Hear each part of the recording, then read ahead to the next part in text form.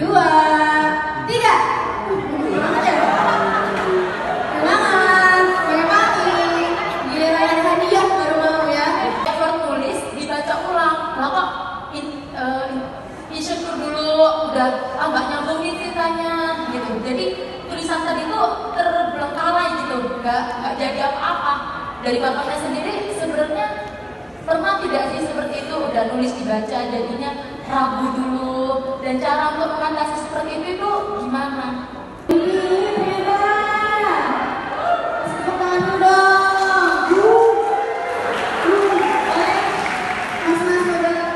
Kadang kita tuh stuck atau bingung ketika mau menggambarkan isi perasaan kita gitu.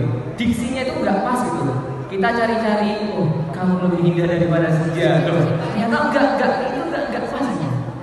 Kamu bukan senja gitu kadang-kadang. Kamu tuh ataukah kamu lebih indah daripada pagi? Enggak, kamu lebih kayak nggak pas gitu Pak Mim. Nah, gimana sih cara kita mengungkapkan maksud kita itu, perasaan kita atau maksud kita ke dalam diksi-diksi yang pas? Kita create sendiri sebetulnya. Jadi kalau saya pribadi ya, saya suka banget puisi. Saya menulis puisi itu hampir tiap hari gitu ya. Makanya saya bisa sampai 5.000 lebih. Nyamankan saja dengan diksimu sendiri. Jangan ikut genre orang, enggak. Jadi kalau teman-teman yang baca puisi-puisi saya sejak dahulu kala itu mengatakan bahwa puisi-puisi saya itu yang pertama itu romantis, kemudian yang kedua itu aneh gitu ya. Karena kayaknya kok nggak ikut ini nih, nggak ikut teori sama sekali. Ya iyalah, orang saya nggak ngerti teorinya, gimana mau ikut teori. Jadi lepaskan saja. Perfilman. Dan judul novelnya jenengan yang berjudul Pak Kenal Maka Ta'aruf itu kan mau diekranisasi menjadi sebuah film. Dan latar belakangnya kebetulan pas di IPB dan kampus. Dan UIN Malang ini juga kampus loh Pak. Pertanyaan saya begini Pak Mim, ada nggak nanti casting figuran-figuran yang barangkali teman-teman dari UIN Malang ini terlibat walaupun nggak banyak, minimal ada yang mewakili. Jadi kalau filmnya nanti tayang di Malang Pak Mim, nah kebetulan saya juga penggemar tentang film. Dan kalau nanti teman-teman ini ada yang beberapa orang atau mungkin syukur-syukur 10 suruh jalan aja, apa 20 waktu ada panggung, waktu nanti seperti ini nanti teman-teman jadi pesertanya begitu. Jadi figuran aja nggak apa-apa Pak Mim. Barangkali nanti kalau ada yang terlibat, pasti saya yakin bioskop XX1, Cinepolis maupun Movie Max akan penuh dengan anak-anak dari UIN Malang. Iya. Saya boleh pilih. Oh, boleh Bapak. Kali ini sama Martin langsung. Boleh sama Bapak. Caranya agar tulisan kita itu tampak menarik dan bisa dibaca oleh banyak orang. Sekian terima kasih. Yang dikhawatirkan adalah tulisan tidak selesai, itu saja. Kemudian rencana mau diadaptasi ke film itu sejak bulan November tahun lalu. Itu kita kumpul bla bla bla bla, muncul ide tulis novel Tak Kenal Maka Ta'aruf, nanti kita dalamkan dan alhamdulillah sekarang fasenya sudah sampai taraf casting ya.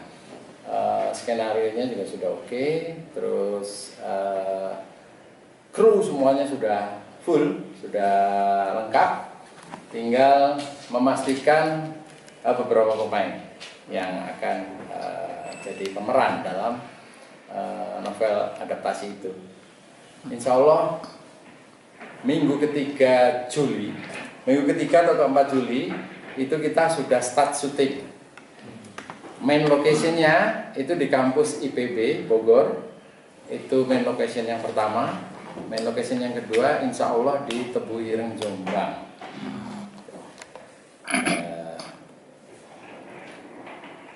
Insya Allah juga targetnya November bisa tayang, naik layar.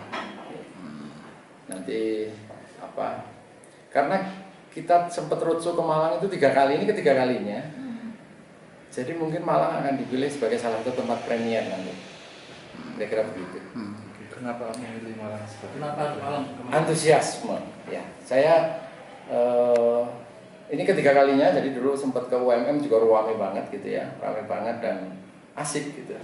Jadi kalau berdasarkan survei sebetulnya pangsa penonton terbanyak untuk bioskop itu Makassar, gitu ya.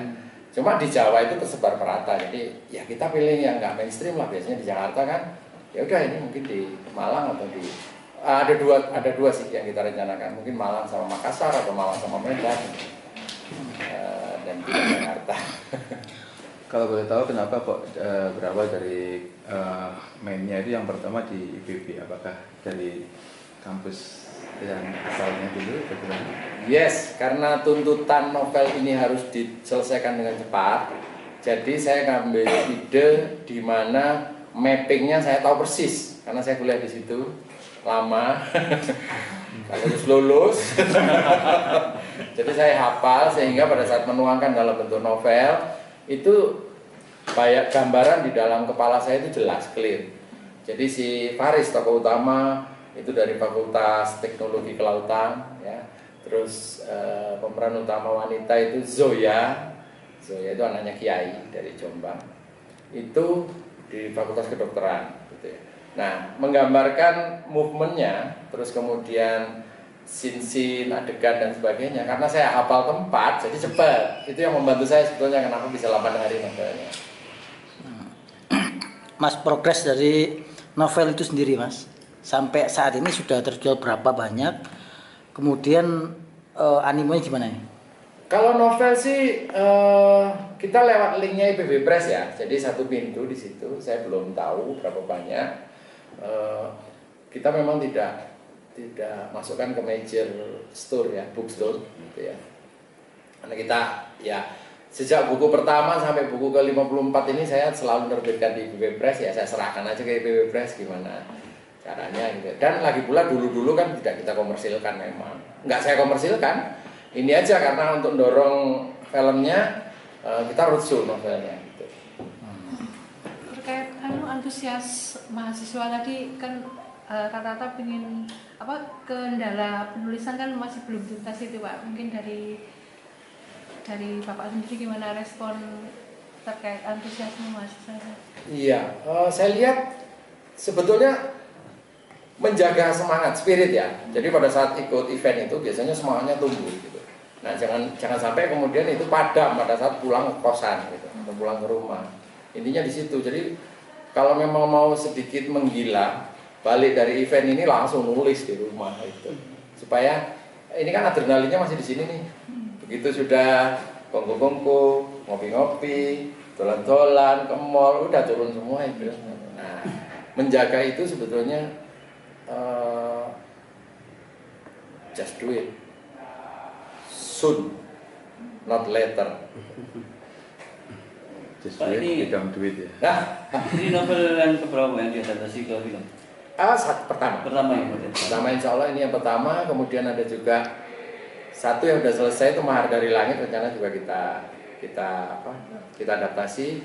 Terus ada juga yang sedang mulai saya tulis, itu judulnya Raung, itu juga mau diadaptasi juga. Jadi insya Allah kedepannya setelah ini ada 2 lagi. Ya tadi kan dikatakan Anda penggemar action thriller, tapi di tantangan untuk ke arah romans itu gimana mengadaptasinya gitu? Iya, awalnya sih saya bukan kesulitan, agak kebingungan gitu ya. Saya penulis puisi yang mayoritas romantis puisinya. Tapi novel kan berbeda ya. Novel itu berbeda. Bagaimana memulai sebuah romantika dalam sebuah alur novel itu berbeda dengan pada saat saya membuat genre action thriller. Itu lebih mudah, jauh lebih mudah. Seperti mendidih gitu loh. Hati saya kalau nulis thriller action. Kalau roman saya kan harus kalem gitu ya. Cool kayak gitu-gitu ya. Makanya tapi ternyata bisa gitu ya. Dan saya sudah mendapatkan testimoni dari beberapa teman yang memang pembaca garis keras istilahnya begitu tulisan saya sejak awal. Oke lah gitu ya. Oke. Meskipun mereka lebih suka thriller action saya. Oh Mas, ini kan tentu belum, filmnya kan masih proses. Nah, apakah nanti akan mungkin ada di 100% sama dengan novelnya atau ada beberapa sequel yang perlu diadaptasi mungkin? Tidak. Jadi ini penulis skenario-nya. Jadi saya sudah baca draft 4 skenario-nya. Tapi memang di mana-mana yang namanya novel itu nggak full adapted gitu ya, tidak full diadaptasi. Karena kalau misalnya full diadaptasi itu konsekuensinya adalah biasanya ke cost ya, biaya. Makanya itu biasanya diringkas skenario-nya, dan untuk novel ini juga ada beberapa yang kita hilangkan, ada beberapa yang kita tambahkan. Yang penting tidak mencederai alur cerita, tidak merubah nama gitu. Kira-kira begitu, Mas. Mas, kenapa memilih Miss Yuda sebagai penulis apa tadi skenario? Dulunya saya kenal beliau itu pada saat roadshow di UB. Beliau jadi pembahasnya, dan saya lihat buku saya kok dicoret-coret segini banyak ini gitu ya. Oh, tak tantang sekalian bikin skenario-nya. Nah, jadi sebetulnya bukan karena ini, karena beliau juga sudah terbiasa nulis itu ya, skrip. Terus ilmunya juga ada di situ. Kalau saya kan nggak punya ilmu nulis skenario, nulis skrip. Jadi ya kerjasama itu berawal dari segala hal yang sifatnya takdir, bukan kebetulan ya. Nggak ada kebetulan di dunia ini. Yang ada adalah takdir. Sampai yang jenengan baca tadi sampai bab 4 ya? Apa tadi? Draft 4 tadi gimana sejauh ini? Fine, oke. Saya sempat memberikan masukan juga pada saat draft 1, draft 2 gitu ya. Dan ada idenya juga yang keren banget dan dipakai di skenario itu. Tapi saya nanti dilarang sepil. Jangan. Spoiler. Karena itu yang paling menjual. Gitu. Proses pemilihan pemain, Pak. Oh iya. Sama pemainnya nanti siapa aja? Oh iya, jadi kalau proses casting ini hari ke-6 itu hari ini ya. Ini sudah 6 hari. Banyak sekali, saya sempat ngikutin beberapa hari. Untuk PPU, istilahnya orang film itu PPU, pemeran pembantu utama, itu insya Allah sudah semua clear. Tinggal sekarang lagi komunikasi dan negosiasi dengan pemain-pemain utamanya. Kan ada 3 di sini ya. Ada Faris, ada Zoya, ada Cleo. Nah, itu. Ini kalau boleh, apa itu artis yang sudah terkenal atau mau memunculkan artis baru jadi terkenal atau bagaimana? Kalau di mata Gen Z, mereka udah lumayan ngetop. Dan kita pilih juga karakternya yang inline dengan karakter dalam novel. Faris, pinter adzan, pinter ngaji, terus kemudian vokalnya bagus. Zoya pakai hijab, tegas, kalem, dan teguh memegang prinsip. Jadi memang itu kita serahkan ke casting director ya. Cuma kita bisa memberikan masukan gitu ya. Bocorannya siapa, Pak? Kebetulan belum bocor. Saya lo panggil kalau mau bocor. Kebetulan belum bocor. Oke. Pak, pesan buat mahasiswa sastra yang biasanya bingung ini kalau mau jadi sastrawan juga. Mau nulis. Iya, pesan saya untuk adik-adik mahasiswa sebetulnya bukan untuk menjadi sastrawan. Karena sastrawan itu ya istilah saja sebetulnya. Kalau memang suka nulis ya nulislah. Kalau memang suka nulis, selesaikan tulisanmu. Jangan berhenti di detik apapun, selesaikan. Kalau sudah, berarti tugasmu selesai, kamu sudah membuat sebuah legacy, sebuah monumen bagi dirimu sendiri.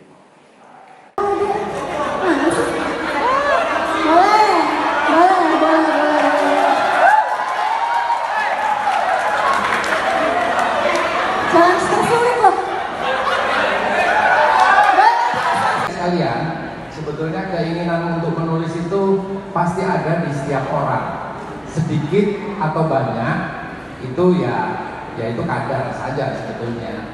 Jadi tidak usah terbelenggu dengan patah hati dan jatuh cinta baru bisa nulis, enggak. Itu sebetulnya dorongan terbesar saja. Mau kalau boleh rekam boleh, karena ini eksklusif hanya di sini hari ini. Oke? Silakan. Puisi berjudul Kopi dan Senja.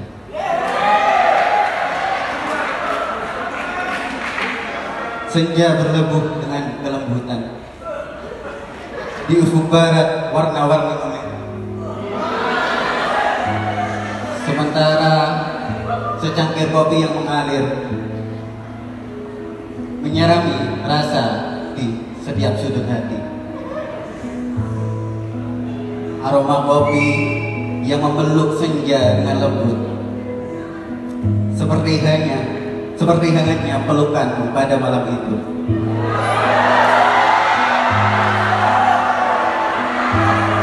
Bergandengan dalam kesunyian yang indah, menyaksikan senja beranjak pergi meninggalkan kisah cinta kita. Terima kasih.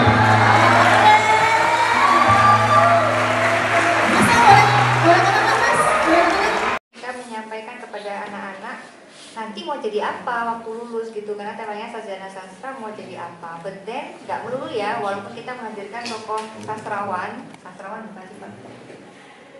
Orang utan sebenarnya. Orang utan.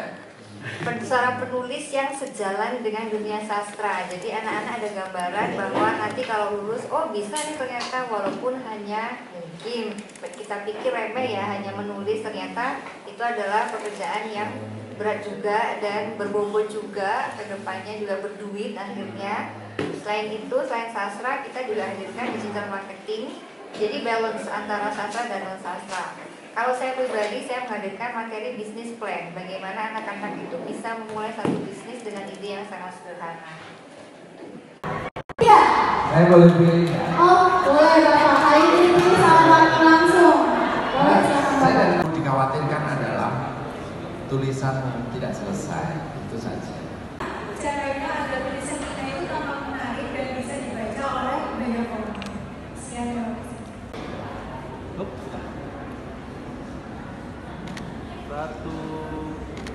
Terima kasih. Jadi workshop entrepreneurship ini salah satu fasilitas pembinaan kepada mahasiswa. Khusus untuk workshop ini bertujuan untuk memberikan penguatan tentang kewirausahaan. Jadi mulai bagaimana membangun entrepreneurship mindset, kemudian bagaimana mahasiswa nanti bisa menentukan karir sejak dini ketika mereka di bangku kuliah dan setelah lulus. Jadi ini salah satu kurikulum ya yang saat ini juga perlu ditekankan kepada mahasiswa. Harapannya apa sih Bu dengan teman-teman mahasiswa tadi ikut workshop tadi Bu? Ya, harapannya adalah mahasiswa memiliki sebuah ancang-ancang bagaimana mereka akan menyusun karirnya sejak di bangku kuliah. Jadi bagaimana secara tidak langsung, karena jiwa entrepreneurship ini juga akan terinternalisasi di berbagai bidang, termasuk bidang sastra yang sedang mereka pelajari saat ini. Termasuk menghadirkan seorang sastrawan tadi Bu ya? Iya. Bu, ini berarti kegiatan ini rutin ya Bu ya? Rutin, jadi pembinaan secara gradual, secara berkala kepada mahasiswa kami dengan berbagai macam fokus, salah satunya hari ini. Itu diikuti dari semester berapa Bu atau bebas gitu? Dari semester 4. Oh, semester 4. Sehingga kami melihat bahwa semester 4 itu kan masa transisi. Dari semester awal, tengah, lalu akan menuju pada karir berikutnya.